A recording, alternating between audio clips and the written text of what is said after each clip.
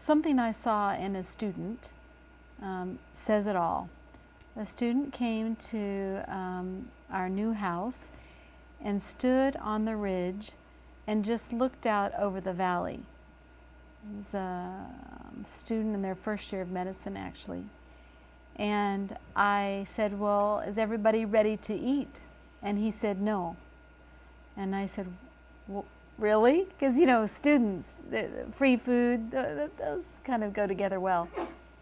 And he said, because I never get a chance to just stand and experience just looking, doing nothing, looking over land, and not having to answer my cell phone, Twitter, Facebook, email, Skype, and he just started listing these things down the line. And it helped me to see that this student, who's not even yet in the thick of a career, is already experiencing that inundation of activity and noise. Now, I was raised, as you know, with a father that has American Indian background, and there's a real solid belief that your life needs to be without a lot of noise, at least part of the time. So this presentation I'm giving now is about rest. And you see the words there, seeking Sabbath in a hurry-up world. Everything about, especially America, how we live in America, is how you can do it faster and more efficiently. And I get caught up in that too. So I want to talk to you about how to work against that in a society where everybody is moving the other direction. Is a very difficult.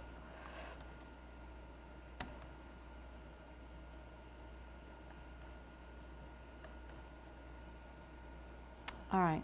Sometimes we're told to rest.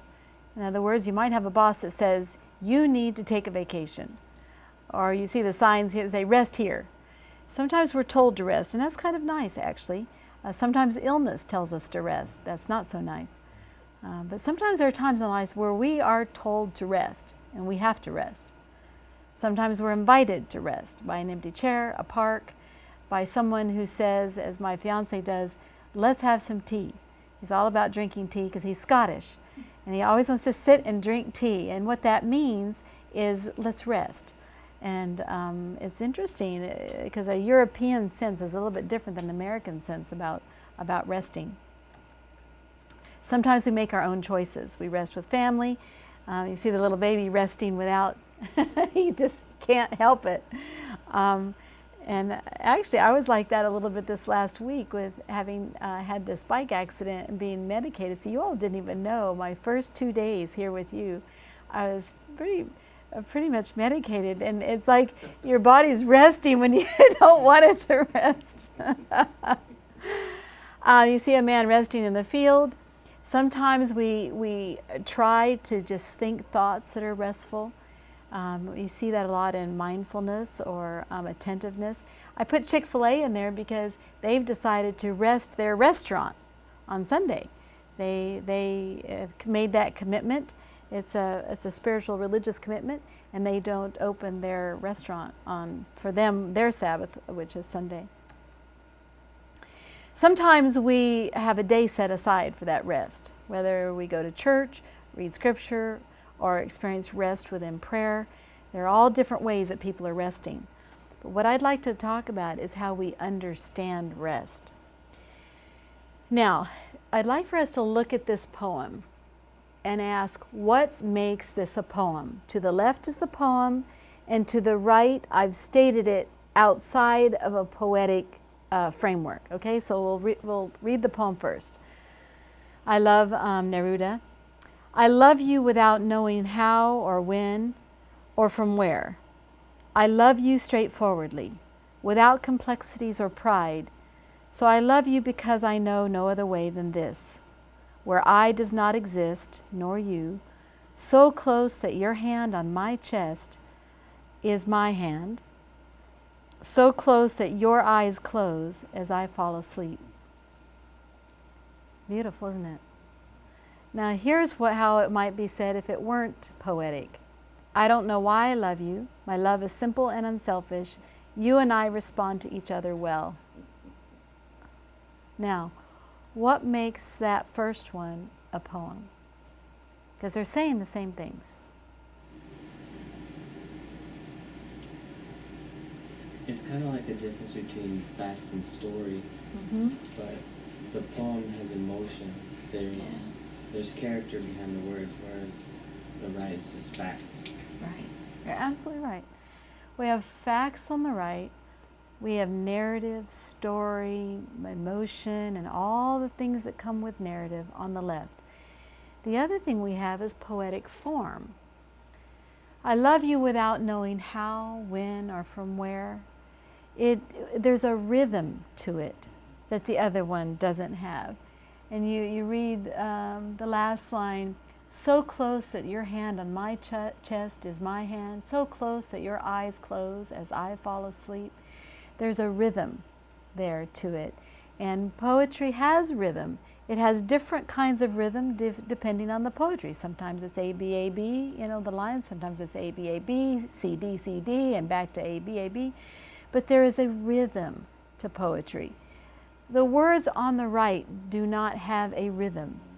Now, I'm just going to take a name, and you tell me which one has a more poetic sound. I'm going to take my own name, okay? I'm going to be hard on myself.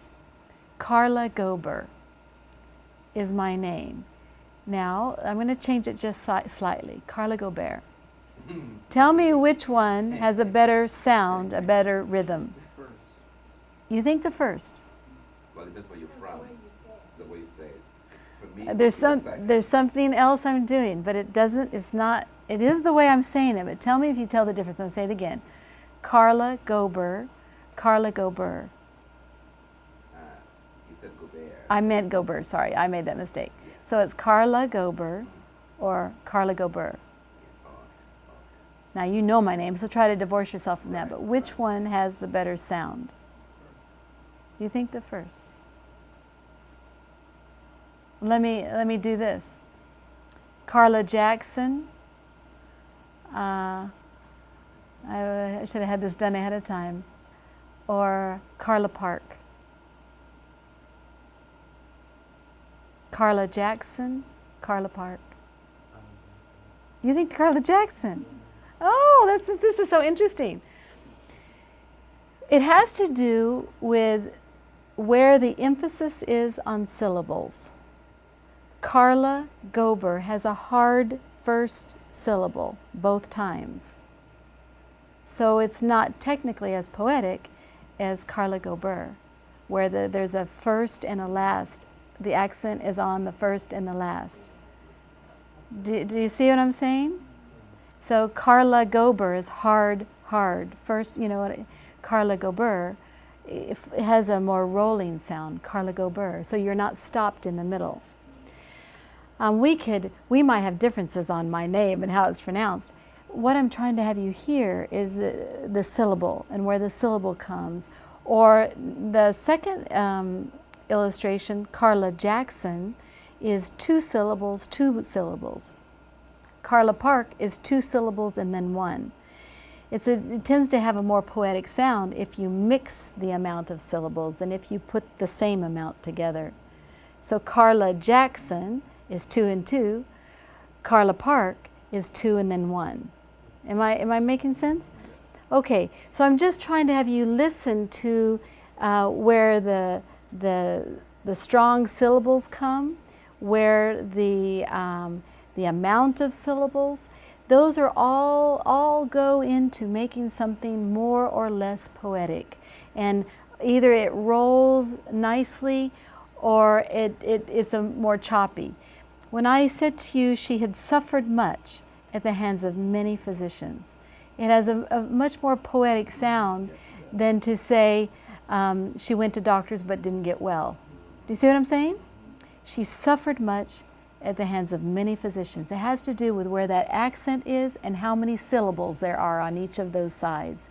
Whereas she went to the doctor and didn't get well, Actually, I tend to try to make these poetic, so it's hard to show you. But are you getting a little bit of a sense of when something is poetic? It has a more rolling sound. The accents are different. Then you look at the way the poem is written. See how the lines are, see how it's centered? That particular poem is centered. So in every way, the thing on the left is more poetic.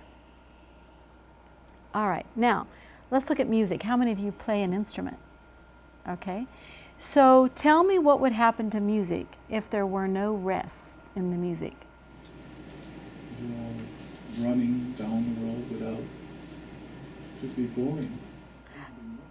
Exactly, you just hit it. It wouldn't be music. So the rests are what make the music, which is interesting because there's no sound at all. So the rests are what create the form of the music. That we're going to do this sound here, wait a second, then do this sound here. And so you have these different kinds of rests that help you know how the music should be played. All right.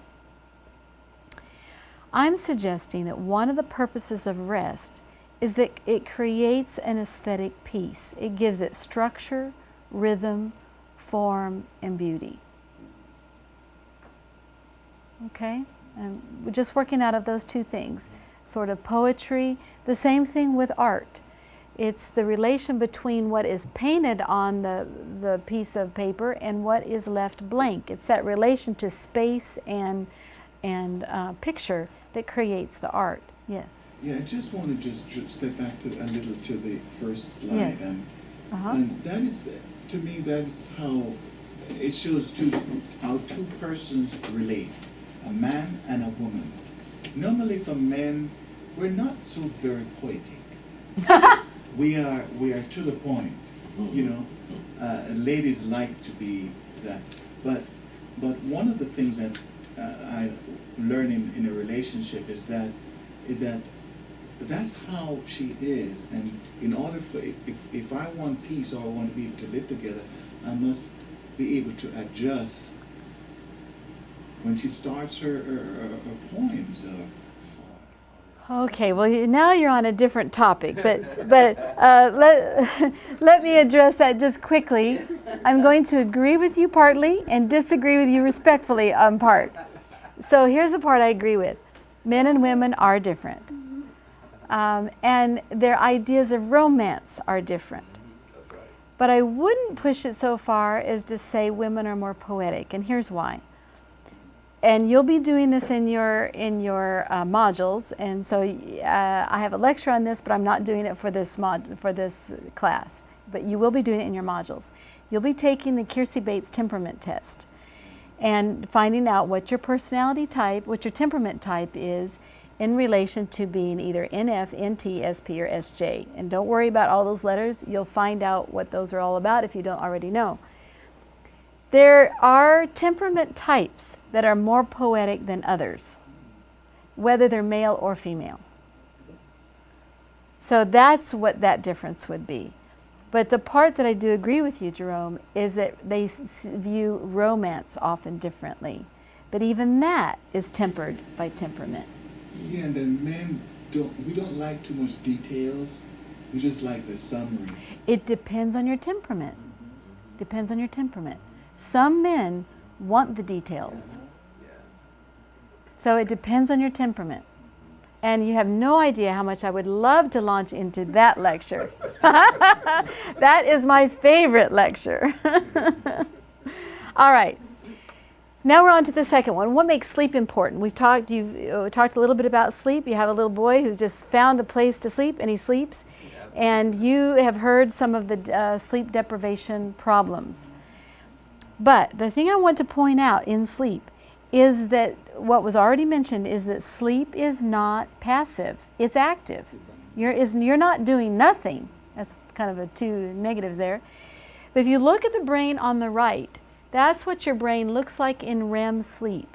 So the areas that are red show that it's more highly activated than in normal sleep. Now here's what's interesting. The area to the right that is REM looks almost just very similar to your brain when you're awake. So your brain during REM sleep is very active. But the difference is, and you now look at the image to the left, you see that there are 5 stages of sleep, and 75% of your sleep is the non-REM, stages 1, 2, 3, and 4. 25% is REM. The difference between REM sleep and being awake is that your body, your muscles, are more paralyzed.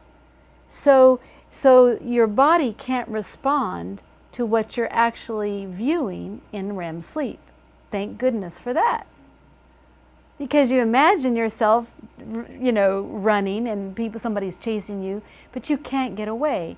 You physically can't because your body is numbed and your muscles are immobilized. But that brain is active. And what is it active doing?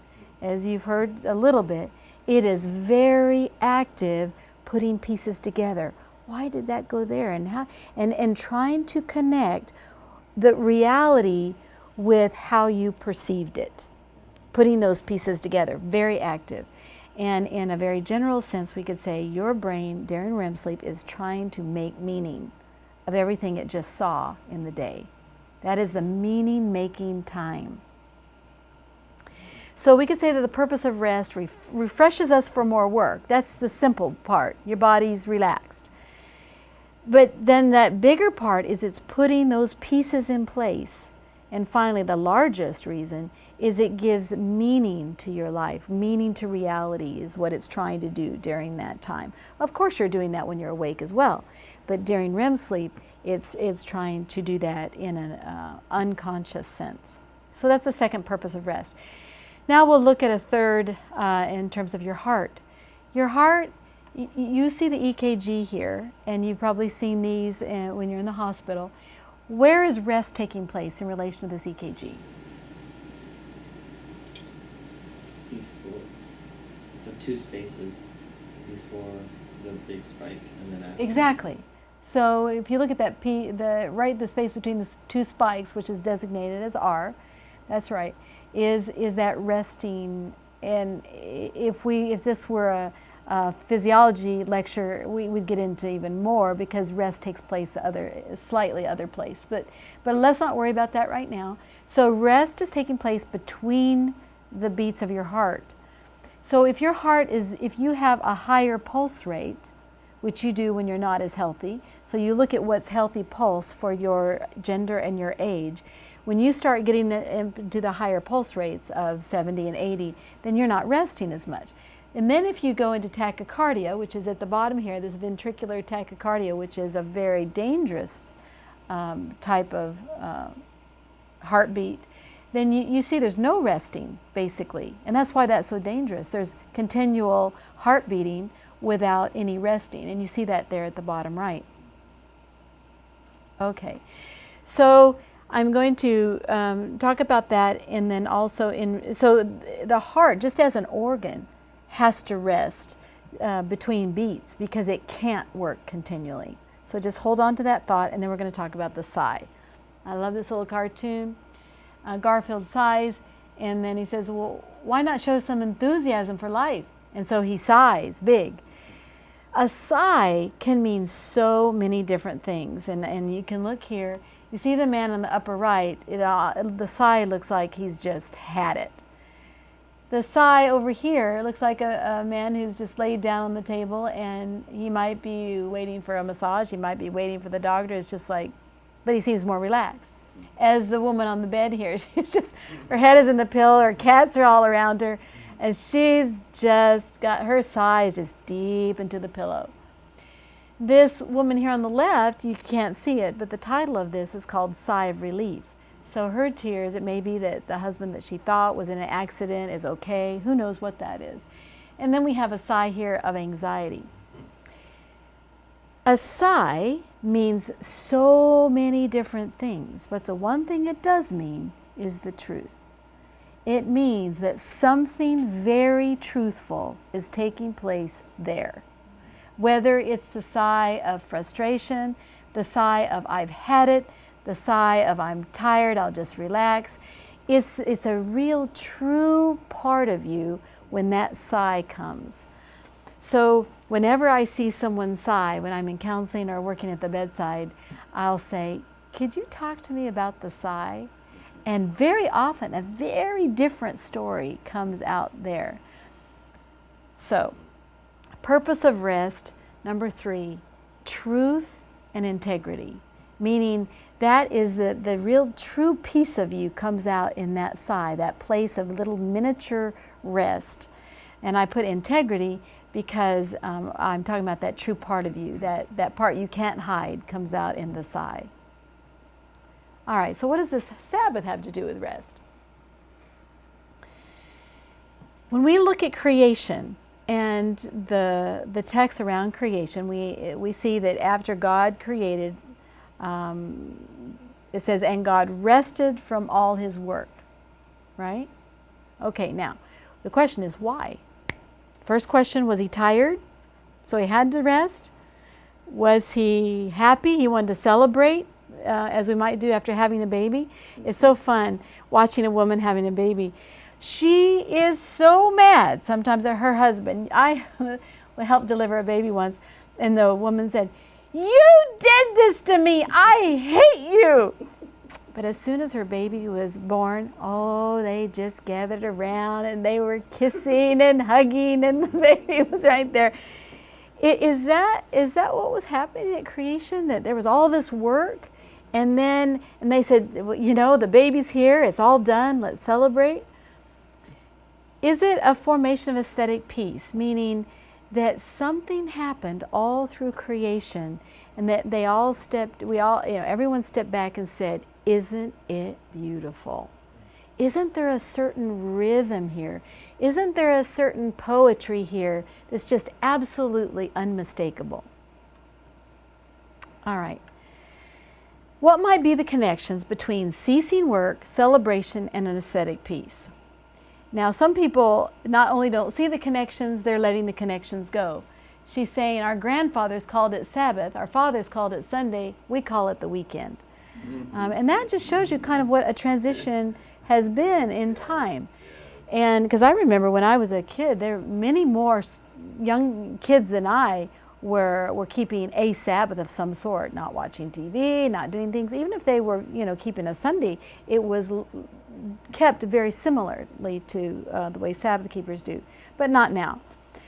And then we talk about calling the Sabbath a delight. Well, what's delightful to some people is not delightful to others. So then we have all these arguments about what should we do on Sabbath? What's right to do on Sabbath? I want to look at just a few texts. Exodus 28 through 10. Remember the Sabbath day to keep it holy. 6 days you shall labor, do all your work, but on the seventh day is a Sabbath to the Lord your God. On it you shall not do any work. You, your son, your daughter, your male servant, your female servant, your livestock, the sojourner who is within your gates. There are many things happening here, but I'm going to pull out 2. One is that Sabbath is connected to memory. It's saying, remember the Sabbath. So that means that all through your life, all through the week, you're supposed to be remembering the Sabbath. Remembering to keep it holy. Remembering that all this time is just a prelude to something really wonderful and beautiful that happens at the end of that week. Second, that it's connected to ceasing from work, but not just you, all those around you. Well, one might say, well, wait a minute, what kind of control is that? Why do I have to control the people around you? That's not what it's suggesting. It's suggesting that you are controlled by your environment, by your context. And if everybody around you is anxious, then guess what? You're going to be anxious too. So if you want to say you shouldn't go shopping on Sabbath, it's probably, the biggest reason is probably not because you're there buying something. The biggest reason is probably because you're around a whole lot of anxious people. People who are trying to find their parking places, beating you to it, mad because you got theirs, and trying to get you to hurry through line, and you can't find what you're there to get. That's much bigger than the simply handing over a couple of bills. You see the difference? It's saying put yourself in a context where you can rest. If you are in that kind of context, then resting is a lot easier. Come to me, all you who are weary and heavy burdened, and I will give you rest. So we're looking at Sabbath as an acknowledgement of you try to get rest in so many ways. You try to get it through sex. You try to get it through going to see the psychologist. You try to get it through taking a vacation, and then you find that you're having to take a vacation from your vacation. You try in every way to get rest, but I'm telling you, says the Lord, I am the only place where you can truly get that. All right, then we look at Hebrews. We have all these Israelites that have traveled, trying to find the land of rest. And Hebrews says, for he has somewhere spoken of the seventh day in this way. God rested on the seventh day from all of his works. So, and then it states later in verse 9, so then there remains a Sabbath rest for the people of God. Well, wait a minute. These people, many of them made it to Canaan. So they made it to some type of rest. So then what kind of rest remains? What is it that there's still more of to happen with the Lord? For whoever has entered God's rest has also rested from his works as God did from his. Now I suggested to you earlier in our discussions that wholeness begins now. Did I not say that? Yes. And I'm suggesting that we can rest now. I'm going to undo it just a little. As much rest as we might find in this world, as much as we might enter God's rest, meaning to give ourselves up to God, to cease from pointing to our own works, as much as we might do that, we are still within a context, a worldly context of hate and exploitation and activity. And then God is saying to us even there, while a bit of heaven can begin here, it isn't until I put you in a different context that you'll really be able to rest. So while heaven might begin here, we can't experience the fullness of it until the context around us is resting, as we rest with each other on Sabbath. Okay, so the purpose of rest is the symbol of complete rest in God, resting from our works, but then that larger rest of being in a whole world of people who are all resting at the same time. Can you even imagine what it would be like? So in other words, it's like there is no going shopping. It's all rest, and even in a shopping context. Okay, so let's look at our conclusion. Rest provides the structure and the rhythm. And for any of you who have lived part of your life without a Sabbath, and I have because I wasn't raised as a Sabbath keeper, you know that incredible difficulty of going, and then going, and you never have that day where you just stop. And people who go from not keeping a Sabbath to keeping a Sabbath were like, wow, this is like a whole change of rhythm. And your body starts looking forward to that day. And sad to say, many Adventists have actually ruined their Sabbath by making that the day when they do the most cooking, the most church work, the most activity, and that is not what we were designed to do. That's right, meetings, we were designed to stop, to rest. And if we are experiencing that kind of activity on Sabbath, then it is truly not a Sabbath. So we've got to go back and capture what does it mean to have a Sabbath. It gives meaning and puts the pieces together as sleep. It suggests that we should live in truth and integrity as the sigh. It symbolizes complete rest in God as the Sabbath, righteousness by faith. It projects onto the future that there is a time when the whole context will be restful.